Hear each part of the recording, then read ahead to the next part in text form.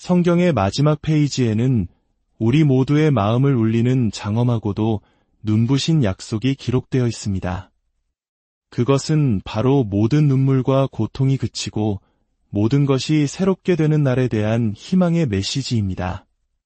오늘 우리는 요한계시록이 그리는 그 영광스러운 미래, 즉 새하늘과 새 땅의 비전을 함께 묵상하고자 합니다. 이 깊고 은혜로운 여정을 시작하기에 앞서 이 말씀을 다른 이들과 나누는 것은 하나님의 은혜를 전파하는 귀한 사역에 동참하는 길임을 기억해 주십시오.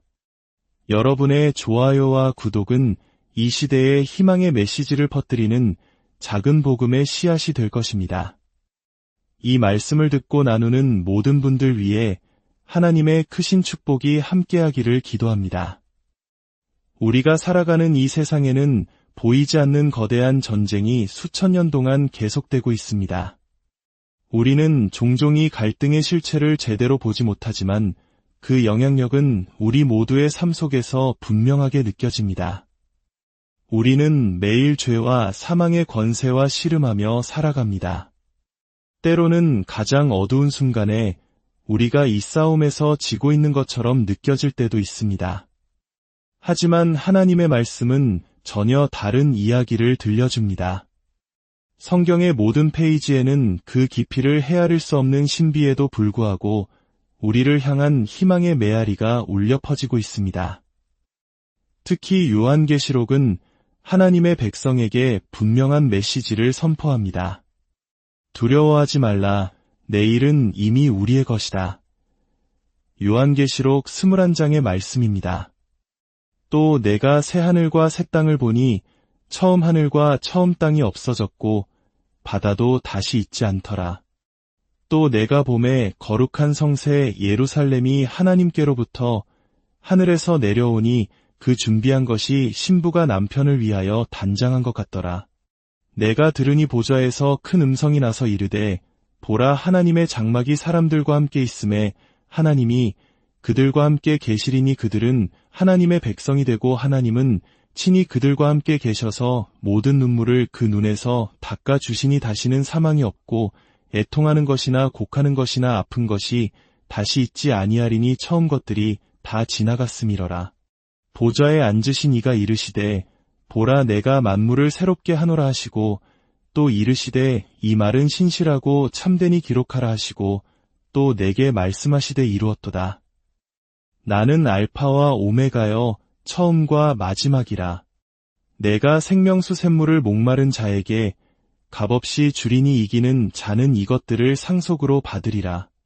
나는 그의 하나님이 되고 그는 내 아들이 되리라. 이것은 주님의 말씀입니다. 하나님께 감사드립니다. 아마 우리 중 많은 분들이 세상의 마지막에 대해 막연한 두려움이나 오해를 가지고 성장했을 것입니다. 마치 한 편의 SF 영화처럼 엄청난 고통이 닥치기 직전에 믿는 자들만 하늘로 순식간에 들려 올라가고 남겨진 세상은 불과 유황으로 완전히 파괴되어 버리는 그런 장면을 상상했을지도 모릅니다.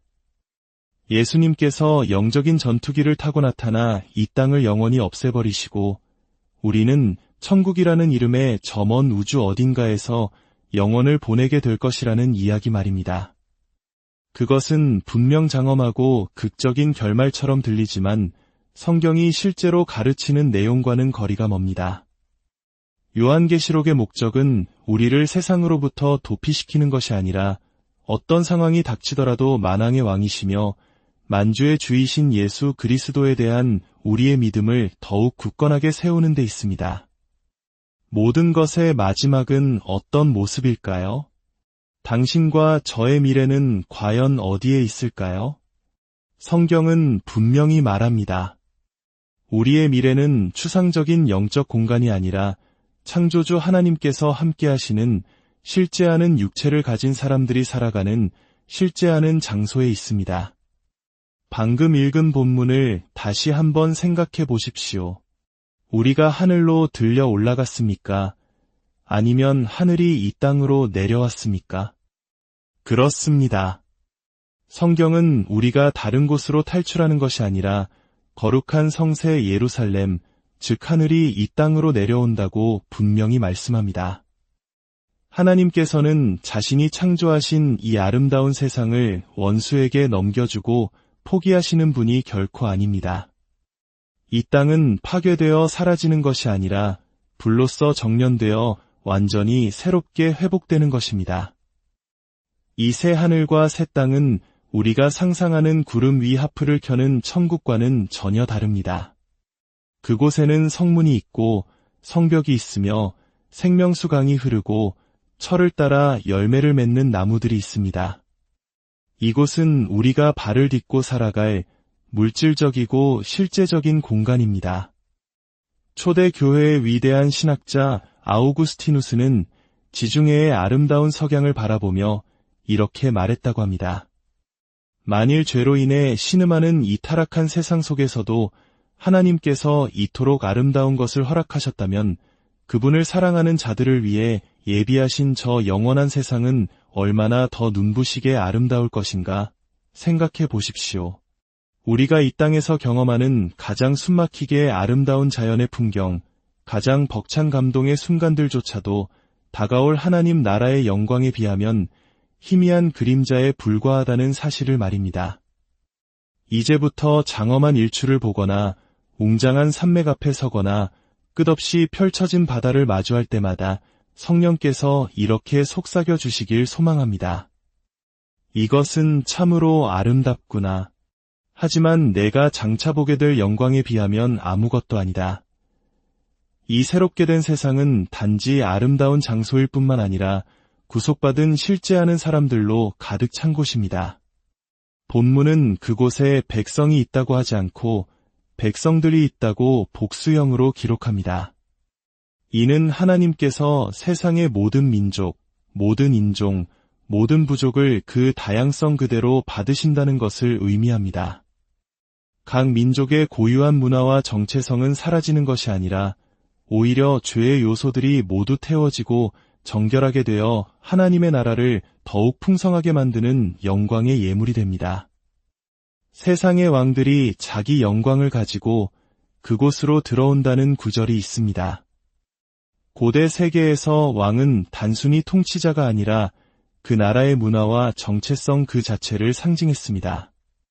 이는 곧 새 하늘과 새 땅에서 각 문화권이 가진 최고의 아름다움, 즉 예술과 음악, 지식과 기술이 모두 정화되어 하나님의 영광을 위해 바쳐질 것을 암시합니다. 라틴 아메리카의 뜨거운 찬양, 아시아의 깊은 묵상, 유럽의 정교한 예술, 아프리카의 역동적인 리듬이 한데 어우러져 창조주 하나님을 찬미하는 모습을 상상해 보십시오. 우리의 미래는 이처럼 다채롭고 역동적이며 실제적인 것입니다. 하지만 이 모든 것을 진정으로 영광스럽게 만드는 가장 중요한 핵심은 바로 하나님의 임재 그 자체입니다. 새 하늘과 새 땅에서 우리의 가장 큰 기쁨은 아름다운 환경이나 고통 없는 삶이 아닙니다. 그것은 바로 아무런 장애물 없이 가려진 것 없이 우리 주 예수 그리스도의 얼굴을 직접 마주하며 그분과 함께하는 것입니다. 본문은 그곳에는 바다가 다시 있지 않더라고 말합니다. 성경에서 바다는 종종 혼돈과 두려움, 예측 불가능한 위험을 상징했습니다. 바다가 없다는 것은 곧 우리의 삶에 더 이상 혼돈이 없다는 뜻입니다. 불안과 갈등, 드라마와 같은 모든 것이 사라진 삶을 상상할 수 있습니까? 또한 그곳에는 눈물도, 죽음도, 슬픔도, 고통도 없습니다. 우리 주변에 누군가가 병으로 신음하지 않고 누구도 사랑하는 이를 잃고 슬퍼하지 않으며 누구의 마음에도 후회나 상처가 없는 세상. 오직 완전한 평화와 기쁨만이 가득한 곳입니다. 가장 놀라운 사실은 그곳에 성전이 없다는 것입니다. 구약시대의 성전은 하나님을 만나는 유일한 통로였습니다. 그러나 새 하늘과 새 땅에서는 하나님 아버지와 어린 양 예수 그리스도께서 친히 성전이 되어주십니다. 이것이 무슨 의미일까요? 이는 우리가 더 이상 하나님 곁에 머무는 것이 아니라 삼위일체 하나님의 바로 그 심장부 속으로 그 사랑과 능력의 중심으로 초대받는다는 뜻입니다. 우리는 성부, 성자, 성령의 영원한 사랑의 교제 안으로 들어가 그 무한한 기쁨과 영광을 영원토록 누리게 될 것입니다. 이것이 바로 사도 바울이 현재의 고난은 장차 우리에게 나타날 영광과 비교할 수 없도다라고 고백할 수 있었던 이유입니다. 그가 바라본 것은 바로 이 영광스러운 미래였습니다.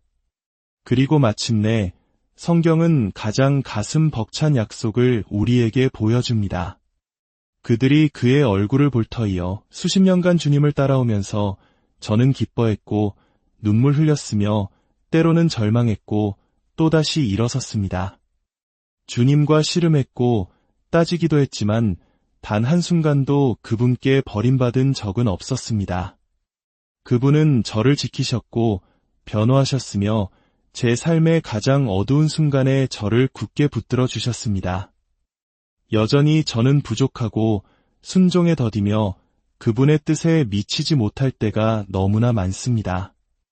하지만 그날이 오면 우리가 그분의 얼굴을 마주하게 될 그날, 우리는 아마 감히 고개도 들지 못할 것입니다. 그러나 주님은 우리를 일으켜 세우시며 이렇게 말씀하실 것입니다.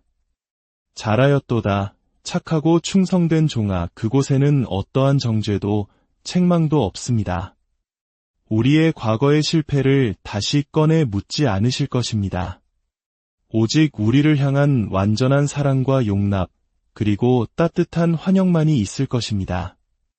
우리는 바로 그 순간을 위해 살아가는 것입니다. 오늘 우리는 어제보다 그날에 하루 더 가까워졌습니다. 이 영광스러운 소망은 우리의 현재를 살아가는 방식을 완전히 바꾸어 놓습니다. 성령과 신부, 즉 교회는 세상의 모든 목마른 자들을 향해 외칩니다. 오라! 와서 값없이 생명수를 마시라.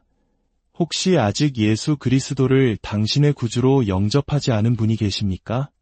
마음속에 영적인 갈급함이 있지만 어디로 가야 할지 몰라 방황하고 계셨습니까? 오늘 주님께서 바로 당신을 초대하십니다. 이 생명의 식탁으로 나아와 값없이 주시는 은혜의 물을 마시십시오. 당신의 삶을 그분께 드릴 때 당신은 이 영원한 도시의 상속자가 될 것입니다. 그리고 이미 그리스도 안에 있는 사랑하는 성도 여러분, 우리는 어떤 현실을 살아가야 하겠습니까? 세상의 위협 앞에 두려워하며 침묵하는 현실입니까? 아니면 승리가 이미 우리의 것임을 알고 담대히 나아가는 현실입니까?